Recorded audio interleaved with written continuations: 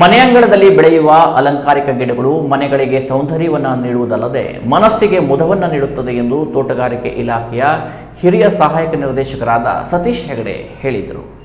ಶಿರಸಿಯ ಟಿಆರ್ಸಿ ನೂತನ ಗೋದಾಮಿನ ಆವರಣದಲ್ಲಿ ನಡೆದ ಡೇರೆ ಮೇಳ ಹಾಗೂ ಅಲಂಕಾರಿಕ ಗಿಡ ಬೆಳೆಸುವ ಕುರಿತ ಕಿಸಾನಗೋಷ್ಠಿಯ ಸಮಾರೋಪ ಸಮಾರಂಭದಲ್ಲಿ ಅವರು ಮಾತನಾಡಿದರು.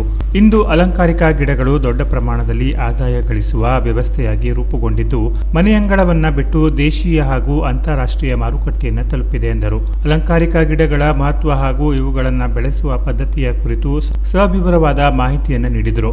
ಕೃಷಿ ವಿಜ್ಞಾನ ಕೇಂದ್ರದ ಮುಖ್ಯಸ್ಥರಾದ ಡಾಕ್ಟರ್ ರೂಪಾ ಪಾಟೀಲ್ ಮಾತನಾಡಿ, ಬಯಲು ಸೀಮೆ ಪ್ರದೇಶಗಳಲ್ಲಿ ಇಂತಹ ಹೂವಿನ ಮೇಳಗಳು ಅಪರೂಪ. ಶಿರಸಿ ಸುತ್ತಮುತ್ತಲಿನ ಜನರು ಇಂತಹ ಡೇರೆ, ಗುಲಾಬಿ ಮುಂತಾದ ಅಲಂಕಾರಿಕ ಮೇಳಗಳನ್ನು ಆಯೋಜಿಸುವಲ್ಲಿ ಮತ್ತು ತಮ್ಮನ್ನು ತೊಡಗಿಸಿಕೊಳ್ಳುವಲ್ಲಿ ಮಹಿಳೆಯರು ಹೆಚ್ಚಿನ ಆಸಕ್ತಿಯನ್ನು ಹೊಂದಿದ್ದಾರೆ ಎಂದರು. ಈ ಸಂದರ್ಭದಲ್ಲಿ ಟಿಆರ್ಸಿ ಅಧ್ಯಕ್ಷ ರಾಮಕೃಷ್ಣ ಹೆಗಡೆ ಕಡವೆ, ಉಪಾಧ್ಯಕ್ಷ ವಿಶ್ವಾಸ್ ಪುಂಡಲಿಕ ಬಲ್ಸೆ, ಟಿಆರ್ಸಿ ಸಂಸ್ಥೆಯ ನಿರ್ದೇಶಕರು ಶ್ರೀಧರ್ ಹೆಗಡೆ ಕಡವೆ, ಸೀಮಾ ಎಸ್ ಭಟ್ ಸೇರಿದಂತೆ ಸನ್ಮಾನಿತರಾದ ವೇದಾ ಹೆಗಡೆ ನೀರ್ನಳ್ಳಿ, ಅಂಜನಾ ಭಟ್ ಉಪಸ್ಥಿತರಿದ್ದರು. Canara plus news, Sirsi.